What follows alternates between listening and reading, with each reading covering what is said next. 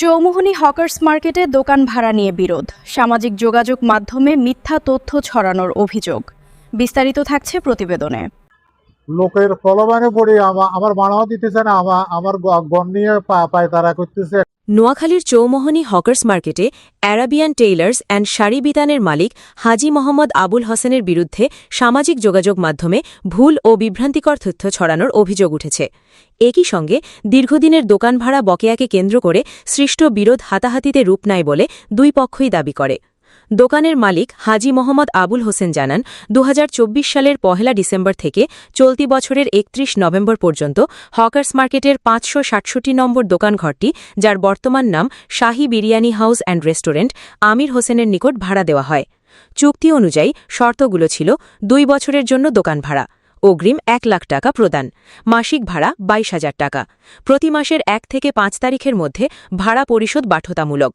তিনি অভিযোগ করে বলেন, প্রথম ৯ মাস নিয়মিত ভাড়া পরিশোধ করা হলেও ২০২৫ সালের সেপ্টেম্বর মাস থেকে ধারাবাহিকভাবে ভাড়া দেওয়া বন্ধ করে দেন। বারবার অনুরোধ ও যোগাযোগের পরও তারা ভাড়া দেননি।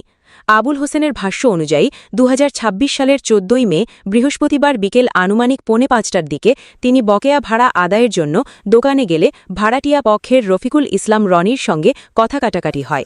তিনি দাবি করেন, আলোচনার এক পর্যায়ে রনি তার সঙ্গে দুর্ব্যবহার করেন এবং ভাড়া দিতে অস্বীকৃতি জানান। পরিস্থিতি উত্তপ্ত হলে উভয়ের মধ্যে হাতাহাতির ঘটনা ঘটে, যা দোকানের সিসি ক্যামেরায় ধারণ হয়। তার অভিযোগ, পরবর্তীতে সিসিটিভি ফুটেজের সাউন্ড বন্ধ করে রনি অন্যের প্ররোচনায় লিপ্ত হয়ে ঘটনাটিকে বিকৃতভাবে উপস্থাপন করে তা সামাজিক যোগাযোগ মাধ্যমে ছড়িয়ে দিয়ে তাকে মারধরকারী হিসেবে দেখানো হয়, যা সম্পূর্ণ মিথ্যা ও উদ্দেশ্যপ্রণোদিত। তিনি আরও বলেন, ভাড়া চাইতে গিয়ে আমার ওপর দোষ চাপানো হয়েছে এবং আমার সামাজিক মর্যাদা ক্ষুণ্ণ করা হয়েছে। আমি এর তীব্র নিন্দা ও প্রতিবাদ জানাই। আসলে আমি তো শাহী হোটেলে দীর্ঘদিন আমার কাছে ডিড আছে, ওদেরকে ভাড়া দিছি। ভাড়া দেওয়ার তাগিদে যায় এরা, তার প্রলোভনে পড়েই আমার আজ ৮ মাস ভাড়া দিতেছে না। আমি এই পর্যন্ত না হইলেও ১৫ থেকে ২০ বার ওনাদের কাছে গেছি, ওনারা দিচ্ছি বলেই আমার ভাড়া দিতেছে না। এরপরে আমি গত বৃহস্পতিবারে ৪টার দিকে যাওয়ার পরে এই রনি আমার উপরে খেপে যায়, আমার উপর খারাপ ব্যবহার করে। আমার কাছে আমার এই ডকুমেন্ট ডিট আছে, এদের লগে যে ডিট আছে রনির হাতের লেখা, আমার কাছে যে আমি ক মাসের পাওনা আছি রনির হাতের লেখা আছে আমার কাছে। ওনাদের সাথে যে ডিট হয়েছে, দুইটা ৩টা ডিট আমার কাছে আছে। তারপরে সে বলছে আমি মালিক না, আমি গেছি আমার ভাড়ার জন্য। আমার এই হকার্স মার্কেট এই শাহী হোটেলে আমি তো ৬০টা সদস্য রুম এই এদের কাছে ভাড়া দিছি।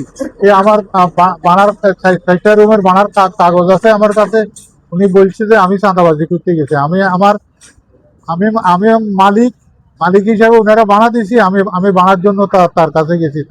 সে আমার লগে খারাপ ব্যবহার করাতে এরপরে যায় আমাদের দস্তাদস্তিত হয়।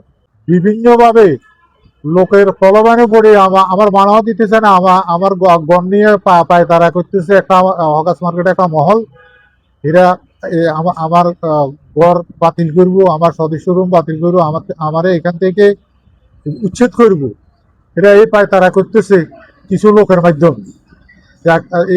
এই জিনিসটা আমি আপনাদেরকে জানাইতে চাই।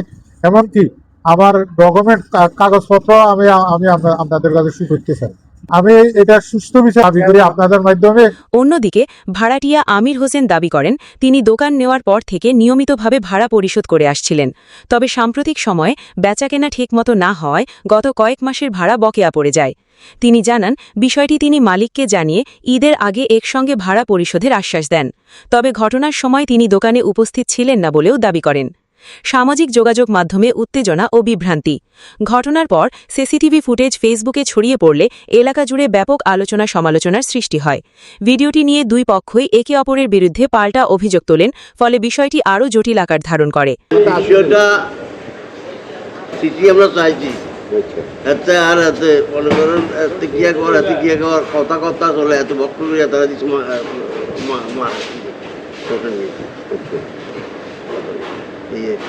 গভর্নমেন্ট তলাতলি করে আসবে এটা আইসে এইটালে আসা কথা না এত বানার লাগে স্যার আগে তো ঈদের আগে দিয়ে দুমা এটা আসে কি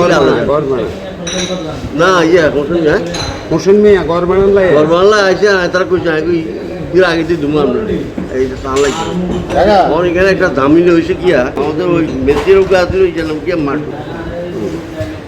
আর একটা এটা এরকম ফর্ম হয় কি লেখুই মাঠু দিল এত লোক একটু হটলাইন আছে পুজো ঘুরন্ত কথা বলুন না তা আগে মাঠুটা আবার হাতার একটু ইয়া করে মনে করে মাঠুটা তহতই করে মাঠু চলে যেতে হাতে হাতে ইয়ে করে এটা প্রতিবাদ করতে আয় ওই মাছ ইয়ালে প্রতিবাদ করছে আসলে এই কথা কয় স্থানীয়দের মতে বিষয়টি সামাজিক যোগাযোগ মাধ্যমে ছড়িয়ে পড়ার কারণে ঘটনাটি নিয়ে জনমনে বিভ্রান্তি সৃষ্টি হয়েছে দোকান ভাড়া সংক্রান্ত দীর্ঘদিনের বিরোধ শেষ পর্যন্ত হাতাহাতির ঘটনায় রূপ নেয় এবং পরবর্তীতে সামাজিক যোগাযোগ মাধ্যমে ভিডিও প্রচারের কারণে বিতর্ক আরও তীব্র হয়